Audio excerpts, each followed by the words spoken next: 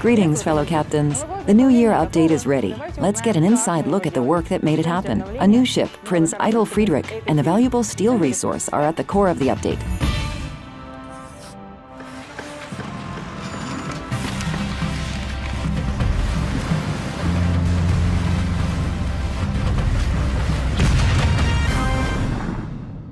New Year is a time for gifts. Sometimes the gifts are few and you're left hungry for more. Sometimes they are so numerous and easily obtained that they lose their value. This time we've managed to strike the right balance, and Andrei Lisok is here to tell you how to get what you deserve.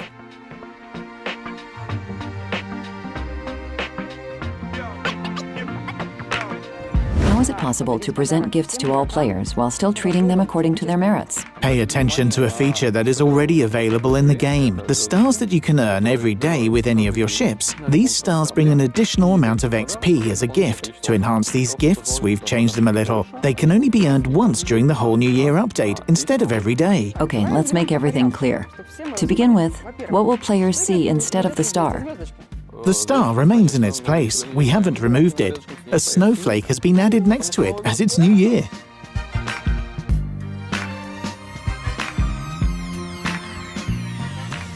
What gift does a snowflake provide? A star gives XP, while a snowflake gives resources. The most valuable resources for the arsenal, steel or coal, depending on the ship you're playing with. Which ships are suitable for the event? All of the researchable ships starting from Tier 5. In this update, you can win a battle with a Tier 5 to 8 ship and earn a snowflake that gives coal, depending upon the ship's tier. With Tier 9 to 10 researchable ships, you can get steel instead of coal. As for premium ships, all tiers can take part. For Tier 2 to 7 premium ships, the reward is coal. And for Tier 8 to 10, you can earn steel. It seems that if I have many ships, it means more snowflakes and gifts, right? Absolutely right. How many snowflakes can I get? Well, the game features almost 300 ships. And how many do you have? I have 273, but Sasha Z1000 currently outscores me. He has almost 300. So it's unlikely that Sasha Slow will have enough time to collect all of the snowflakes then. Me neither, I think, but I'll do my best. Let's summarize so that how it works is clear for everyone. Players will enter the port and see the ship carousel. On some of these ships there will be a snowflake. It's these ships that they need to go to battle with and win the battle and earn a snowflake in any battle mode. Then at the arsenal they can see how much coal and steel they've accumulated. Right, and grab the gift they like. Yay! Happy New Year! If you need results, not gifts, then we have a new game event for you. In the name of His Highness. It's very similar to the recent Royal Navy event, so you'll figure it out easily. However, missions are more difficult now because there's a valuable prize at stake. The new ship, Prince Eitel Friedrich. Directives also raise the stakes. Each directive completed will be rewarded with steel.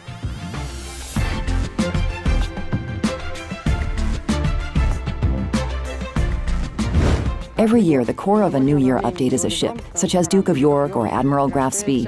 What's this year's ship? It's Prince Eitel Friedrich. And what do players need to accomplish this time to get Prince Eitel Friedrich?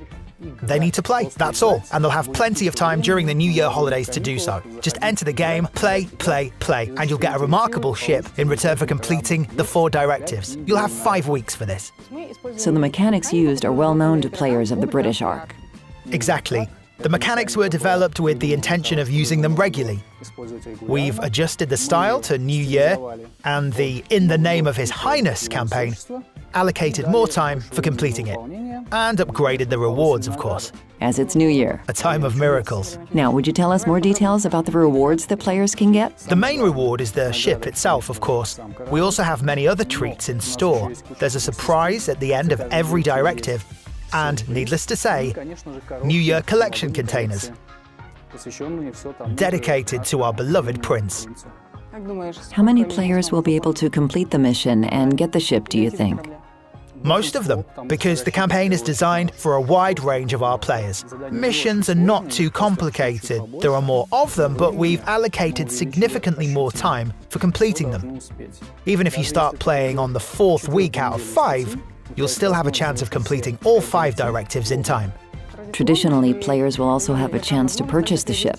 Sure. Because time is money, you know. Right, players can save their time. If they do this, will they still be able to complete the game event? Yes, they will. It'll be a little easier for them, but not by much, because there are a lot of missions anyway.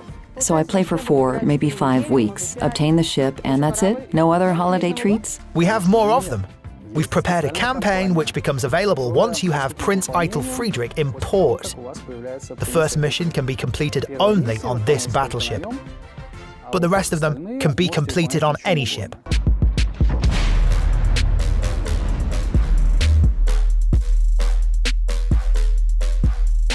Not 1, but 2 campaigns will appear in this update. Firstly, the Mighty Prince. While you progress through it, you can obtain 5 Tier 6 ships, and when you complete it, you'll receive a permanent camouflage for your Prince Eitel Friedrich. The second campaign, Steel Monsters, is conceived for those who have successfully earned steel in ranked and clan battles, but want to replenish their stock of this material. It's also suitable for those who have only just learned about this resource and want to figure it out. We understand that steel is a valuable and, most importantly, status-related resource in the game. That's why this New Year campaign is a bit of an exception. To give you a taste of it, let's ask developers to give us some details about this. The Steel Giants campaign is dedicated to the beginning of the 20th century, with steel as the main resource that players can earn for completing it. The campaign will be sold in our premium shop. It's a new experience for us. We're trying these mechanics for the first time. Apart from steel, this campaign will reward players with camouflages, signals, premium account time, Santa's gifts, and other valuable things.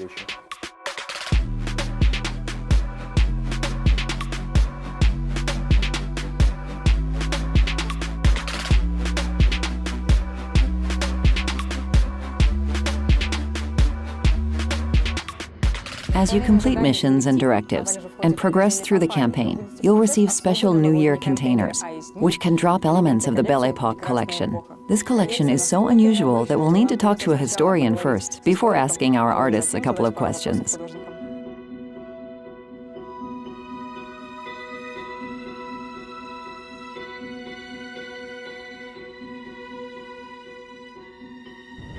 Sergei, I'm happy to introduce you to our players as the man who contributed to the development of basically every element in the new update. I mean, you participated in the creation of the general theme, put your heart and soul into the collection, and also wrote texts for 2 campaigns to provide the historical background for them. For example, I know that in the case of the Steel Giants campaign, you even managed to hide a joke there. Let's tell our players about it. Well, it's not a joke actually, it's the truth. I decided to depart from the fact that the campaign itself and the update that it sits within are tied to battleship Prince Eitel Friedrich, and that this ship's construction was never completed.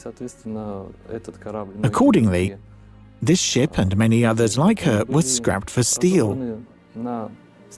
And what do you know? Steel is the main reward for the campaign. Yes, and that's exactly what I wrote in the accompanying text for this campaign.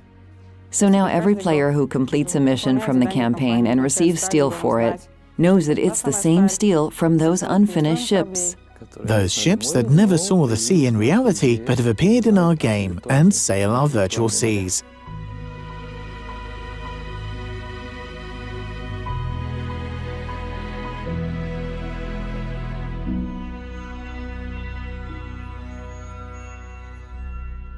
Let's talk about game decorations and the collection. Well, just like the entire concept of the update, it revolves around the age of artillery, armor, and steam. Moreover, the update will be released just before the New Year holidays, shifting a little from a militaristic and hostile atmosphere to the age when ships had exclusively representative functions, so to speak. They were adorned with rich decorations and were named after kings, emperors, princes, and so on. Because of this, the collection is made up of elements such as royal emblems, pictures stylized to fit that time, and old postcards. Well, something like old postcards with the most, let's say, elderly ships present in our game.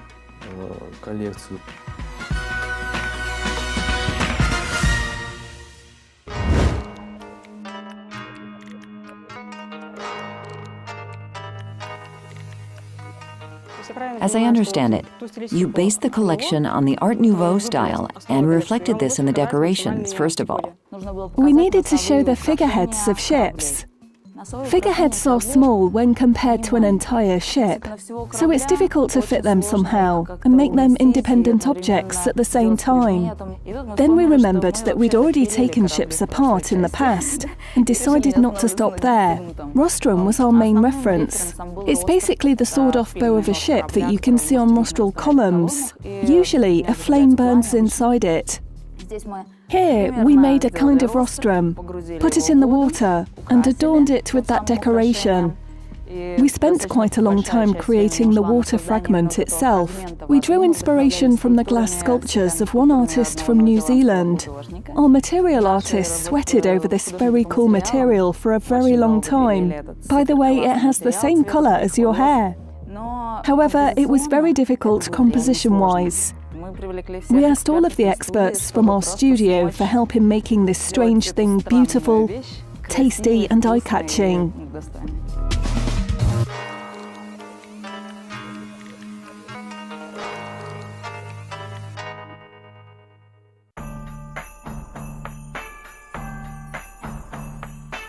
We've reached the end of this episode, so let's talk about the new Warships Premium account. We are happy to announce the new feature this year and hope to realize the full potential of having a premium account specialized for one game in the future. In this new update, we will introduce the brand new feature, Warships Premium account. Why we need it if you have the common Wargaming Premium account? It's pretty simple. We wanted to do it because with the current premium account, the Wargaming Premium account, we're a bit limited in terms of what we can do with it, how we can utilize it, and how we can balance it, because that premium account affects more than one game. It's not just us, it's World of Tanks and World of Warplanes as well. So whenever we did something like give away premium time as a reward or had a big sale, we would see that players from other games would come and claim that reward and then go back to the game that they originally played, because it transfers, it applies to all the games. So by doing this, by introducing Warships Premium, we will be able to have more control over that feature and be able to use it more effectively, give it to players more often as a reward, have more sales potentially with higher discounts as well, without affecting the other products. But what it gives to our players? Some more value, or just equal to the old one? So not everything is equal. We wanted to make sure that despite giving up the bonus of being able to play multiple games with premium account, we have some value for players that is on top of that. So we made sure that the Warships Premium account in World of Warships, it gives you better bonuses. It will give you 65% of XP gain rather than the 50% given from the Wargaming Premium account. Other than that, everything is the same. So you get 50% more credits and the price is exactly the same.